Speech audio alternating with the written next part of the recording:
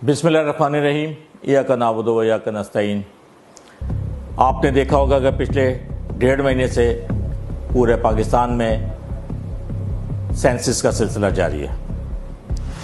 कराची और सिंध में भी है सेंसस हो रहे हैं और कराची और हैदराबाद में स्पेशली उल्टी गिनती गिनी जा रही है।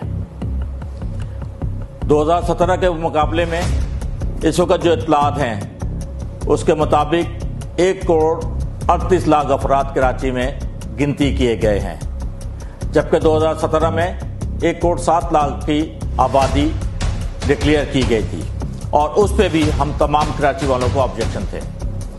मैं MQM और पीपल्स पार्टी से ये पूछना चाहता हूँ कि आपने इस सिलसिले में क्या किया।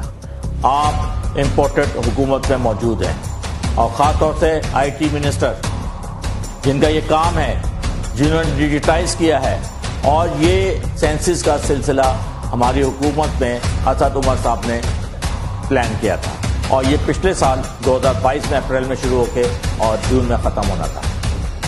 इस वक्त हम पूरा हक रखते हैं कि अगर उल्टी गिनती गिनी गई तो हम भरपूर एहतजाज करेंगे। कराची के अवाम और हैदराबाद के अवाम बाहर निकलेंगे। कराची में 2.5% का नेचुरल ग्रोथ है और इसी तरह 2 से 2.5% इनफ्लो है।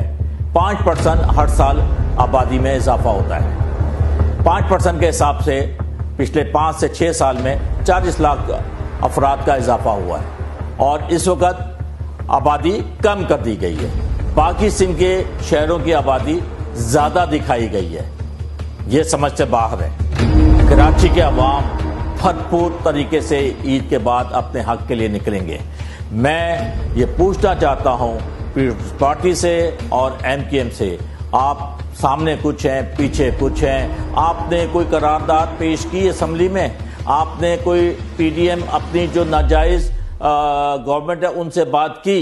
कराची के हक के लिए हम निकलेंगे और हम भरपूर कैंपेन शुरू कर रहे हैं। हम इस गिनती को नहीं मानते, हम इसको रिजेक्ट करते हैं। उल्टी गिनती